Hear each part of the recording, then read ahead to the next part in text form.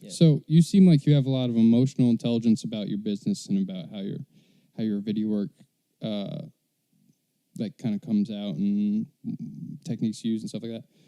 Do you feel like you struggle with the business side of it, like dealing with clients and kind of coming up with numbers and that kind of stuff? I would say yes.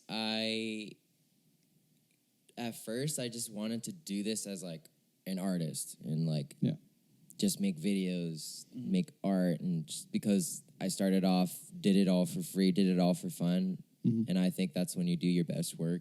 And there's just like when it's just for you, no pressure. Because that's like your true expression, you know.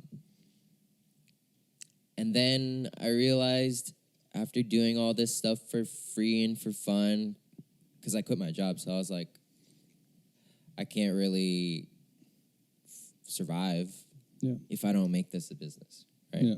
So then I started focusing on the business side really heavy, and then my art side started lacking because all I cared about was like, oh, how much are they paying me for this many hours, or like what's your budget, or like, oh, I can't work with you, your budget's this and that. So it was all just like, it wasn't like a true, it didn't make me fulfilled because I was just like doing stuff because of business, you know, which is not why I started.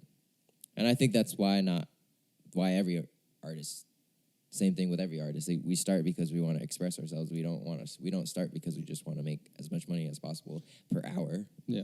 Yeah. Exactly.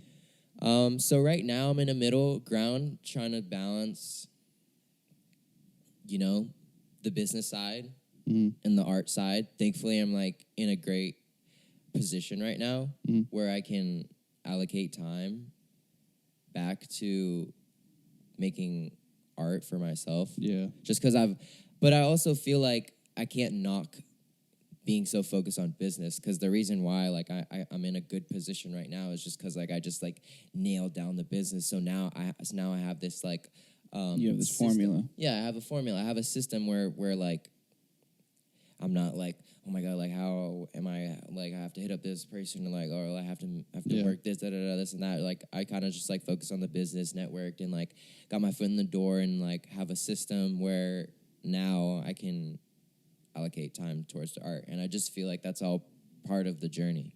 Yeah. Because you don't want to have to end up keep just making sacrifices for your like style and artistic expression, you know? Yeah. Just for business. So what made you find that balance? Was it like certain events, certain clients, or just certain mistakes? Like how did you get to that point? Well, I'm still getting to that point, but just reflecting. I do a lot of reflecting, and I was just like, man, I'm making all this stuff for clients, and it's like cool. It's really cool to be a part of like, I'm from a small town from Florida, and then now I get to like make stuff for these like companies, and that used to be a dream. Like living in LA used to be a dream. Like doing like getting, I feel that. like this, it's all a dream, right? Yeah. But I just thought back to my roots. I'm just like, man, I had so much fun, and like, I looked at my old videos. I'm just like, all my best stuff was just when I was just doing it for fun and for free. And then also, Peter McKinnon just dropped a video, and he also just said, if a way for you to not burn out and like lose, like get jaded, is to make stuff for fun. Yeah. Like make stuff from your passion. Yeah, step back. Have fun. Yeah.